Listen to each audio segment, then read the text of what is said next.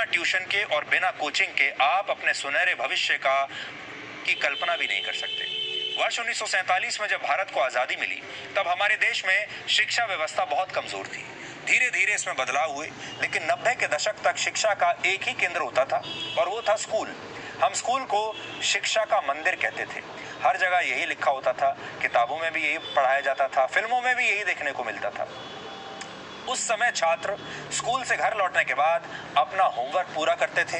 घर के जो बड़े बुजुर्ग थे वो बच्चों को घर में ही पढ़ा लिया करते थे और उनका होमवर्क करवा देते थे। और जो बच्चे इसके लिए किसी की मदद लेते थे या किसी से कोचिंग लेते थे तो समाज में इसे बहुत अच्छा नहीं माना जाता था। उस समय बच्चों को कोचिंग लेना या ट्यूशन बाहर पढ़वाना बहुत अच्छी दृष्टि से नहीं देखा जाता था।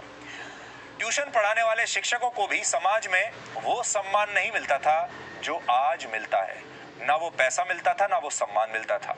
ऐसे लोगों को उस समय शिक्षक नहीं बल्कि कारोबारी कहा जाता था। ऐसे शिक्षकों के बारे में आसपास मोहल्ले में, समाज में कहा जाता था कि ये शिक्षक ठीक नहीं है क्योंकि ये स्कूल के बाद ट्यूशन पढ़ाता है, जो कि अच्छी बात नहीं है। इसे भ्रष्टाचार से जोड़कर देखा जाता था क्योंकि वो प्राइवेट कोचिंग देकर बच्चों के माता पिता से पैसा कमाते थे। लेकिन आज तस्वीर बिल्कुल बदल चुकी है। सब कुछ लीगल हो चुका है।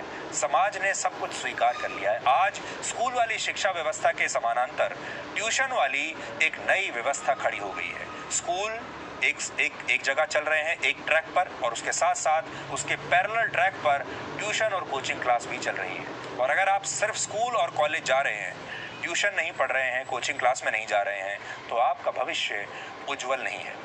आज जब आप अपने बच्चों को स्कूल भेजते हैं तो उनसे कहते हैं कि समय से घर पहुंच जाना, क्योंकि उन्हें स्कूल के बाद ट्यूशन भी जाना होता है।